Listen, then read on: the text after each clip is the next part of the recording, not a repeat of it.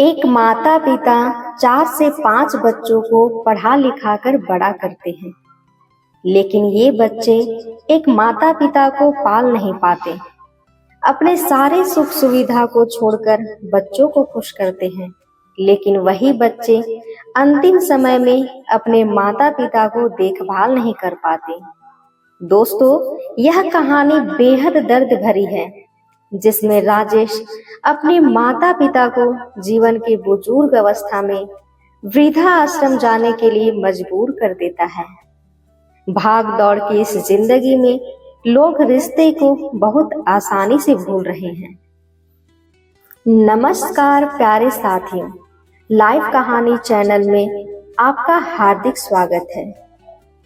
राजेश एक बड़ी कंपनी में मैनेजर था। उसका घर शहर के एक बड़े अपार्टमेंट में था।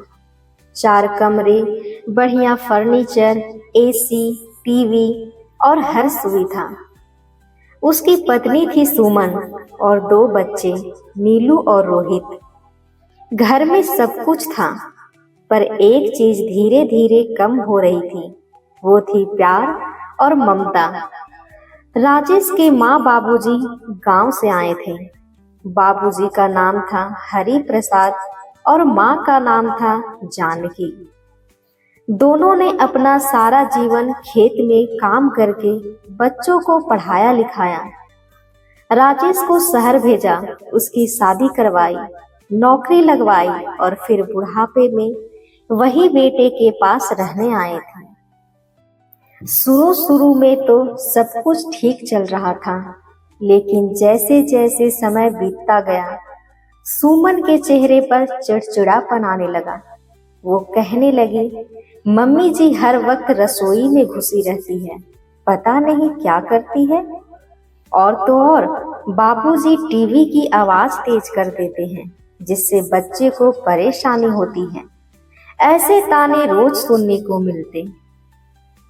राजेश, जो कभी माँ की गोद में सिर रखकर सोया करता था, अब माँ की बातें जल्दी जल्दी काट देता। बाबूजी कुछ कहते तो कहता, पापा अब जमाना बदल गया है, आप आराम करें, मैं सब संभाल लूंगा। इस तरह की उसकी बातें सुनकर माँ और बाबूजी एक कोने में चुपचाप बैठ जाते। वे सोचते कि शायद हम लोग अब इस घर के सदस्य नहीं, सिर्फ मेहमान हैं। लेकिन जानकी माँ फिर भी बुरा नहीं मानती। वह हर रोज सुबह सबसे पहले उठती, रसोई साफ करती और घर के सारे काम करती। लेकिन सुमन जब उठती तो गुस्से में बड़बड़ाती हुई कहती, कौन कहता है कि बुढ़ापे में लोग सुधर जाते हैं? मेरी तो किस्मत ही फूटी है कि इन लोग को ढोना पड़ रहा है। एक दिन जानकी माँ ने बच्चों के लिए प्यार से हलवा बनाया, लेकिन नीलू ने मुंह बिचकाया, मम्मी ये क्या बना दिया दादी ने, मुझे नहीं खाना। सुमन ने उसी पल कटोरा को दूर फेंक दिया। तुम्हें पहले ही कहा था ना, कुछ मत बनाया करो, बच्चों का पेट खराब मत किया करो। जानकी माँ की आंखों में आंसू आ गए, लेकिन उन्होंने कुछ नहीं कहा। सिर्फ इतना बोली, माफ करना बेटा, अगली बार से नहीं बनाऊंगी।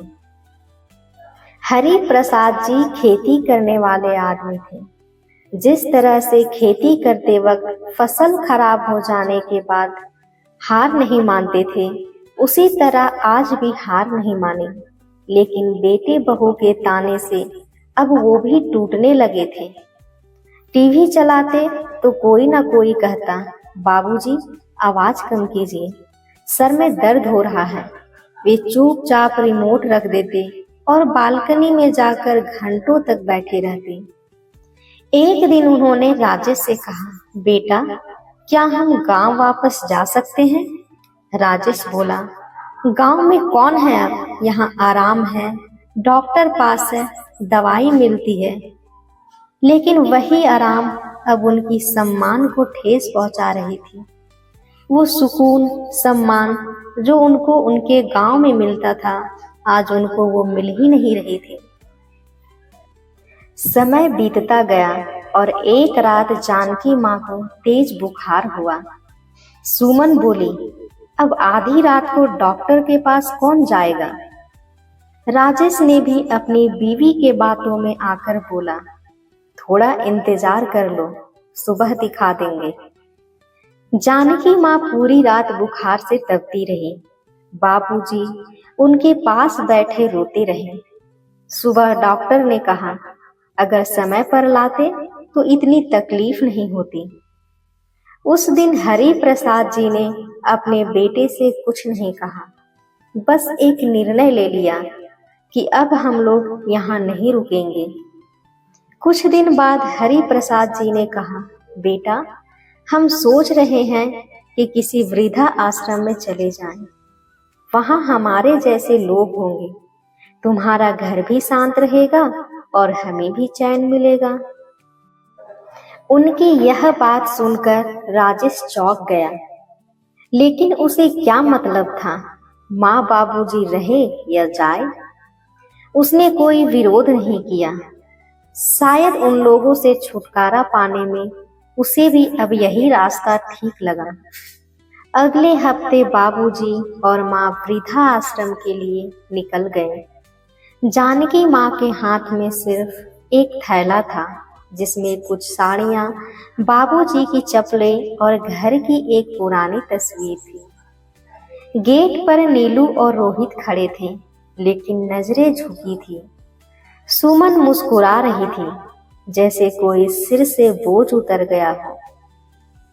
बाबूजी ने बस एक बार पीछे देखा, शायद यह उनका उस घर को आखिरी नमस्कार था।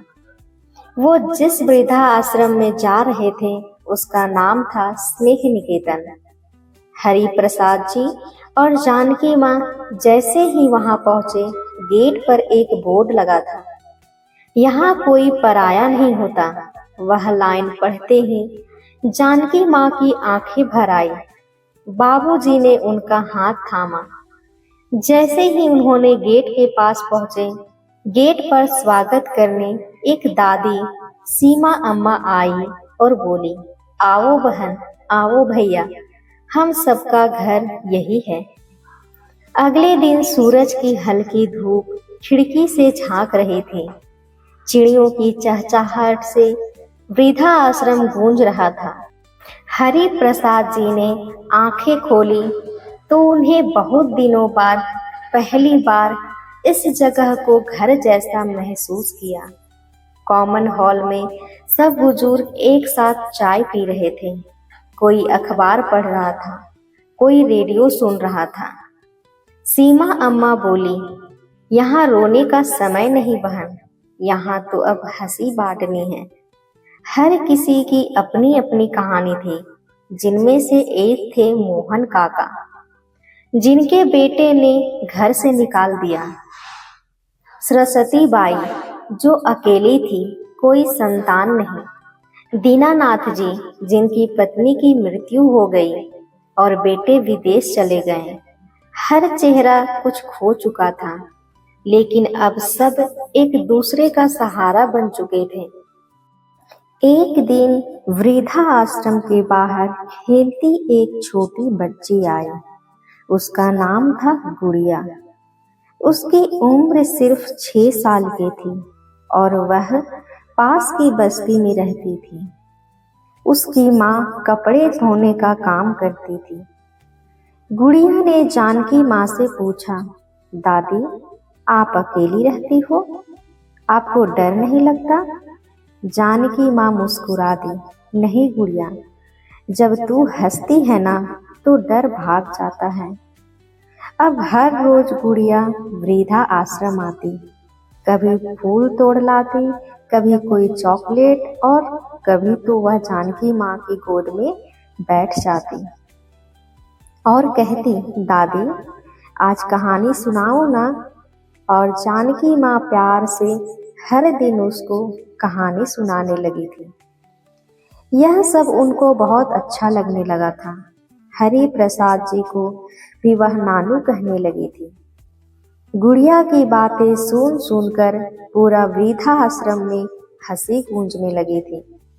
ऐसा लगता था जैसे सूखे दिलों में फिर से हरियाली आने लगी हो। धीरे धीरे गुड़िया सबकी प्यारी बन गई। वह जब नहीं आती तो मोहन काका कहते, आज तो घर सूना सूना लग रहा है। सीमा अम्मा कहती, भगवान ने जैसे हमारी जिंदगी में इसको भेज दिया हो। एक दिन गुड़िया आई और सबको बोली, आप सब मेरे नाना नानी हो। अब से मैं रोज आप लोगों के साथ खेलने और हंसाने आऊंगी। अब जानकी माँ रोज गुड़िया के लिए खाना बनाती, बाबूजी उसे अक्षर सिखाते, दूसरे बुजुर्ग भी उसके साथ मस्ती और गाना गाते हुए ताश खेलते। सबके बीच प्यार था, एक दूसरे के लिए सम्मान था, जिससे स्नेह निकेतन अब वृद्धा आश्रम नहीं, एक असली घर बन चुका था। गुड़िया रोज की तरह उस दिन वृद्धा आश्रम नहीं आई। सीमा अम्मा ने कहा, आज गुड़िया नहीं आई, सब ठीक तो है? जानकी माँ का मन बेचैन हो गया। हरि प्रसाद जी भी बोले, कल भी वो कम हंसी थी, जरूर कुछ बात है। 3 दिन बीत गए, ना गुड़िया आई ना उसकी कोई खबर। चौथे दिन गुड़िया आई, लेकिन उसके गाल सूजे हुए थे और आंखें लाल थी। जानकी माँ ने उसे सीने से लगाकर पूछा, क्या हुआ बेटी? गुड़िया बोली, माँ बहुत बीमार है, बस्ती वाले कहते हैं उन्हें अस्पताल ले जाओ, पर पैसे नहीं हैं। हरि प्रसाद जी दिल से कांप गए। वो बोले, बेटा चिंता मत कर, तेरी माँ अब हमारी ही बेटी है। सारे वृद्धा आश्रम में एक मीटिंग हुई। हर बुजुर्ग ने अपनी पेंशन में से कुछ पैसे दिए। सीमा अम्मा ने अपने कान के झुमके निकाले, मोहन काका ने अपनी पुरानी घड़ी दे दी। सबने मिलकर गुड़िया की माँ को अस्पताल में भर्ती करवाया। डॉक्टर बोला, अगर देर होती तो जान चली जाती, समय पर लाए, अब सब ठीक हो जाएगा। जब गुड़िया की माँ ठीक होकर वृद्धा आश्रम आई तो वो फूट फूट कर रोने लगी। आप सबने जो किया वो कोई अपने भी नहीं करते हैं, आप मेरे लिए भगवान हैं। हरि प्रसाद जी बोले, हमने अपना बेटा खो दिया है, पर तुझे पाकर अब ऐसा लगता है जैसे सब कुछ पा लिया हो। अब दिवाली आने वाली थी। सबने तय किया कि इस बार दिवाली सबसे खास होगी। कपड़े सिलवाए गए, रंगोली बनी, मिठाइयाँ बांटी गई। गुड़िया ने अपने हाथों से हर एक के लिए दीपक रंगा। जानकी माँ बोली, आज मेरे जीवन में पहली बार ऐसा दीपक जला है जो अंधेरे में भी रास्ता दिखा रहा है। दिवाली से एक दिन पहले अचानक वृद्धा आश्रम के गेट पर एक गाड़ी रुकी, जिससे राजेश, सुमन और बच्चे उतरे। राजेश की आंखें शर्म से झुकी हुई थी। पापा, मम्मी, हम बहुत पछता रहे हैं। मैंने आप लोगों के साथ कितना खराब व्यवहार किया और वृद्धा आश्रम आने के लिए मजबूर कर दिया, पर हम आपके बिना अधूरे हैं। आप लोगों के बिना अब घर खाली खाली सी लगती है। बच्चे दौड़कर जानकी माँ से लिपट गए। हरि प्रसाद जी कुछ देर चुप रहे, फिर बोले, बेटा, रिश्तों को सिर्फ खून नहीं, व्यवहार भी जोड़ता है। हम आज भी तुम्हारे माता पिता हैं, लेकिन अब हमने एक नया परिवार बना लिया है। राजेश ने सिर झुका लिया। क्या मैं फिर से आपका बेटा बन सकता हूँ? सीमा अम्मा बोली, बेटा, बेटा तब बनते हैं जब तुम दिल से अच्छे होते। माँ बाप को अपनाओ, तभी जिंदगी में खुशियां बनी रहेगी। स्नेह निकेतन वृद्धा आश्रम में पहली बार दिवाली कुछ खास तरीके से मनाई जा रही थी। हर बुजुर्ग का चेहरा खुशी से दमक रहा था।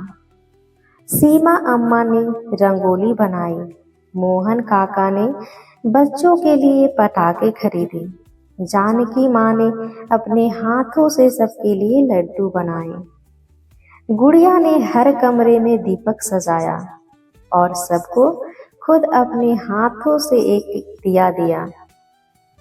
हरि प्रसाद जी बोले, बेटा तू हमारे जीवन की असली रोशनी है। दीपावली की रात आई। सारा वृद्धा आश्रम रोशनी में नहाया हुआ था। गीत, गाना, हंसी और सबके आंखों में चमक थी। राजेश और उसका परिवार भी आया था। राजेश ने जानकी माँ के पैर छुए। माफ कर दीजिए माँ, मैं बहुत देर से समझा। जानकी माँ ने सिर पर हाथ फेरा और बोली, जो वापस आए वही अपना है।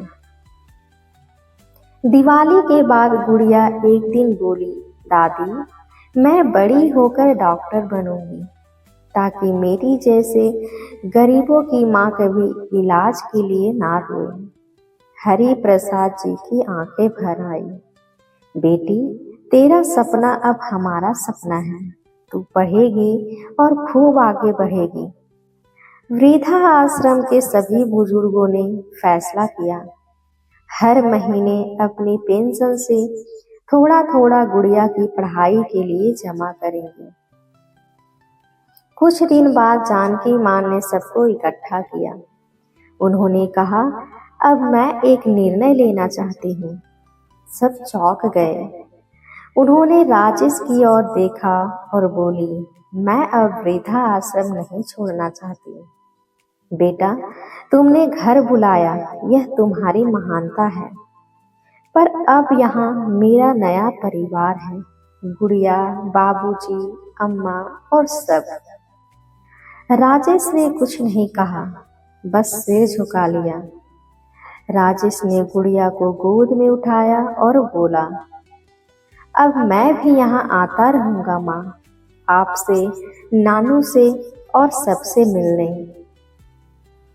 गुड़िया बोली, अब यह सिर्फ वृद्धा आश्रम नहीं, यह मेरा स्कूल, मेरा घर और मेरा परिवार है।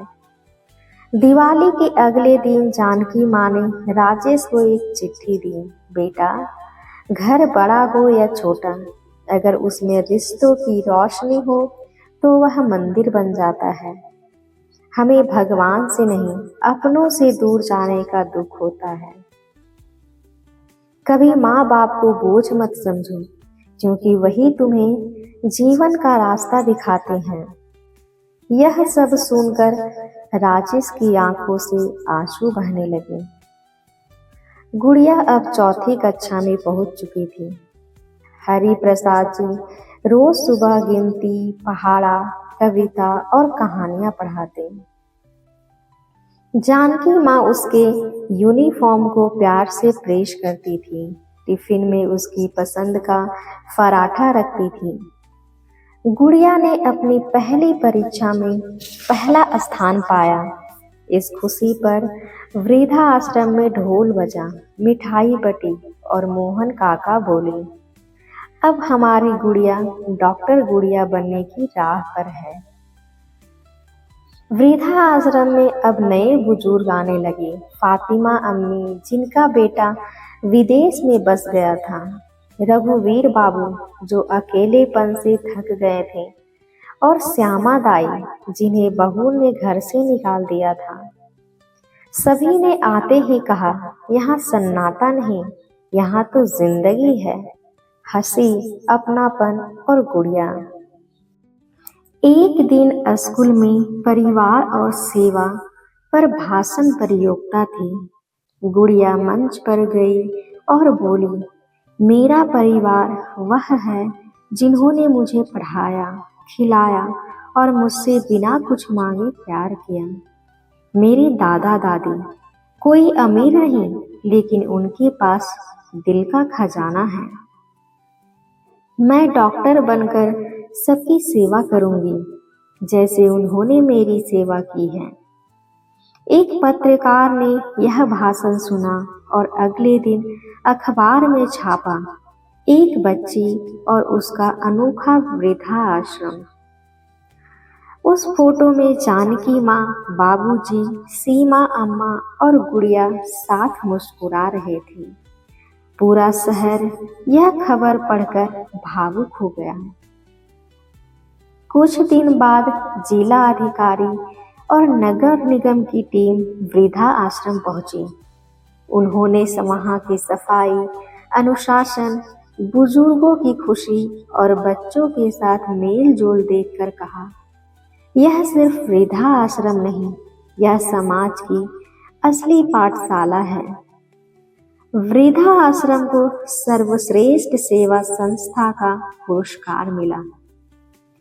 हरि प्रसाद जी ने मंच पर जाकर सिर्फ यही कहा, हमने कुछ नहीं किया, बस प्यार बांटा और प्यार ने ही हमें यह सब लौटाया। पुरस्कार की रात को गुड़िया ने चुपचाप जानकी माँ से कहा, दादी, एक दिन मैं अपने हाथों से यह जगह और भी सुंदर बनाऊंगी। यह मेरा घर है और मैं इसे कभी अकेला नहीं होने दूंगी। जानकी माँ ने उसे गले लगाते हुए कहा, बेटी, तो इस वृक्ष की छांव का सबसे सुंदर फूल है। तू जहाँ जाएगी वहाँ यह छांव साथ जाएगी। जनवरी की सर्द रात थी। जानकी माँ को अचानक खांसी आने लगी, सांस फूलने लगी। गुड़िया ने घबरा कर चिल्लाया, नानू, दादी को देखो ना। हरि प्रसाद जी ने उन्हें सहारा दिया, डॉक्टर को बुलाया। डॉक्टर बोला, उम्र का असर है, शरीर कमजोर हो गया है, आराम और देखभाल की बहुत जरूरत है। गुड़िया के लिए यह पहली बार था जब उसने किसी अपने को इतना असहाय देखा। गुड़िया की बोर्ड परीक्षा सिर्फ 10 दिन दूर थी। दिन में पढ़ाई, रात को दादी की सेवा। वह थक जाती, लेकिन मुस्कुराती रहती। हरि प्रसाद जी कहते, बेटी, पढ़ाई मत छोड़ना, तेरी दादी यही चाहती है। लेकिन गुड़िया कहती, दादी की तबीयत से ज्यादा जरूरी कुछ नहीं है। जानकी माँ धीमी आवाज में बोली, गुड़िया, तू डॉक्टर बने, इसके बाद ही मेरी आंखें बंद ना हो। जानकी माँ अब ज्यादा बोलती नहीं थी। गुड़िया उनका खाना, दवाई, कपड़े सब संभालती। वृद्धा आश्रम के सभी बुजुर्गों ने गुड़िया को प्यार से नया नाम दिया, छोटी माँ। श्यामा दाई बोली, हम लोगों ने आज तक देखा है बच्चों को माँ की गोद में, पर पहली बार देख रहे हैं माँ को बच्चों की गोद में। परीक्षा से एक रात पहले जानकी माँ ने गुड़िया को पास बुलाया, बेटी, अगर मैं न रहूं तो तू इस वृक्ष की छांव को हरा भरा रखना। यहाँ की हर माँ बाप तेरे अपने हैं, तू इस घर की रोशनी है। गुड़िया की आंखों से आंसू बहने लगे।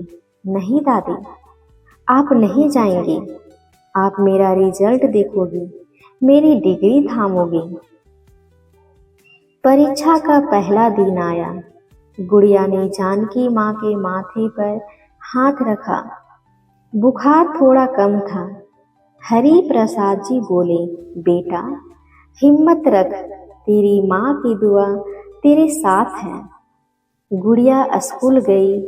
हर बुजुर्ग ने घर पर उसके लिए दिया जलाया। वृद्धा आश्रम पहली बार किसी बच्चे की सफलता के लिए मंदिर बना था। परीक्षा के आखिरी दिन गुड़िया दौड़ते हुए घर लौटी। दादी, मैंने सब ठीक लिखा। जानकी माँ मुस्कुराई, आंखों से आंसू बहने लगे। दादी, एक वादा करो, तुम मेरी डिग्री मेरे साथ लेने चलोगी। जानकी माँ ने उसका हाथ पकड़ा और बोली, और तू एक वादा कर, जब मैं ना रहूं तो तू इस घर की माँ बनकर सबका सहारा बनेगी। गुड़िया ने सिर हिलाया, दादी, मैं वादा करती हूँ, हमेशा सबका ख्याल रखूंगी। परीक्षा खत्म होने के 3 दिन बाद अगली सुबह वृद्धा आश्रम में सब कुछ सामान्य लग रहा था, लेकिन जानकी माँ आज बहुत शांत थी। गुड़िया ने उठकर देखा, दादी सोई हुई थी, चेहरे पर मुस्कान थी। उसने धीरे से उनका हाथ छुआ, हाथ उनका बहुत ठंडा था। बाबूजी दौड़े आए, डॉक्टर ने देखा और धीरे से सिर हिला दिया। जानकी माँ अपनी नींद में ही चीर निंद्रा में चली गई। गुड़िया चुप रही, बस उनकी गोद में सिर रखकर फूट फूट कर रोने लगी। सीमा अम्मा ने सबको कहा, जानकी बहन हमेशा कहती थी, मेरे लिए रोना मत, दिया जलाना, फूल चढ़ाना और हंसी बांटना।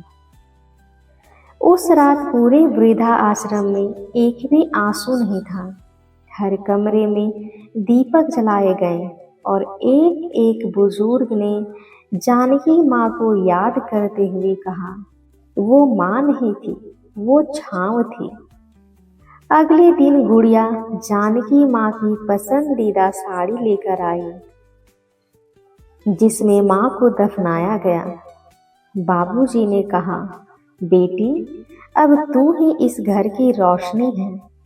गुड़िया ने जानकी माँ की चिट्ठी सबको पढ़कर सुनाई। जिस बेटी ने मेरी सांसों को सींचा, वही अब स्नेह निकेतन की रक्षक है। मैं जाती हूँ, पर गुड़िया की ममता मैं लौटती रहूंगी। इस घर को मत टूटने देना। 2 हफ्ते बाद परीक्षा का परिणाम आया। गुड़िया ने जिले में पहला स्थान पाया। अखबार में खबर छपी, माँ के वादे ने बेटी को ऊंचाई दी। वृद्धा आश्रम की बेटी ने रचा इतिहास। नगर पालिका ने उसकी मेडिकल की पढ़ाई की जिम्मेदारी ली। हरि प्रसाद जी बोले, बेटी, अब तू डॉक्टर बनकर ना सिर्फ रोग मिटाएगी, पर रिश्तों को भी जिंदा रखेगी। अब गुड़िया हर बुजुर्ग की दवाइयाँ, डॉक्टर अपॉइंटमेंट और स्कूल वॉलेंटियर बच्चों की पढ़ाई भी देखती। एक बोर्ड वृद्धाश्रम के बाहर लगा, यहाँ कोई अकेला नहीं होता। यह घर अब एक बेटी की ममता से चलता है। बच्चे खेलने आते, युवा सेवा करने आते और वृद्धा आश्रम अब बुजुर्गों के साथ बच्चों की मुस्कानों का भी घर बन गया था। रात को जब सब सो जाते तो गुड़िया जानकी माँ की तस्वीर के पास बैठती और धीरे से कहती, दादी, वादा निभा रही हूँ, आप हर दिन मेरे साथ हो ना। हवा का हल्का झोंका खिड़की से आता और चुपचाप उसे छू जाता। गुड़िया का दाखिला शहर के सबसे अच्छे मेडिकल कॉलेज में हो गया। पहली बार वह वृद्धा आश्रम से दूर रहने जा रही थी। सीमा अम्मा ने उसका बैग बांधा, बाबूजी ने उसके लिए नया छाता खरीदा। गुड़िया ने रोते हुए वृद्धा आश्रम की चौखट को छूकर कहा, मैं पढ़ने जा रही हूँ, लेकिन दिल यहीं रहेगा। हर बुजुर्ग ने उसके माथे पर हाथ रखा, जा बेटी, अब तू पूरे देश की दादी बनकर लौटेगी। कॉलेज की दुनिया बिल्कुल नई थी। किताबें, लैब, पढ़ाई और हॉस्टल। गुड़िया दिन रात मेहनत करती, लेकिन हर रात खिड़की के पास बैठकर वृद्धा आश्रम को याद करती। एक दिन उसने अपने दोस्त को बताया, मेरे पास माँ बाप नहीं है, लेकिन मेरे पास कई माँ बाप हैं जिसके लिए मैं जी रही हूँ। उधर वृद्धा आश्रम में कुछ बदलाव आने लगे। हरि प्रसाद जी की कमर झुकने लगी थी। मोहन काका को दिल की तकलीफ बढ़ने लगी। नए वॉलेंटियर आए, पर गुड़िया जैसी समझदारी और ममता किसी में नहीं थी। सीमा अम्मा अक्सर खिड़की की ओर देखती और कहती, कब आएगी हमारी गुड़िया। एक दिन गुड़िया को एक चिट्ठी मिली, बाबूजी अस्पताल में भर्ती हैं। गुड़िया दौड़कर वापस वृद्धा आश्रम आई। हरि प्रसाद जी ऑक्सीजन पर थे। उनकी आंखों में सिर्फ एक बात थी, बेटी, मैं तुझसे एक आखिरी बात करना चाहता हूँ। गुड़िया ने उनका हाथ थामा। हाँ नानू, कहो। बाबूजी बोले, तू डॉक्टर बन, लेकिन इस छांव को कभी सूखने मत देना। तू ना हो तो यह घर नहीं रहेगा।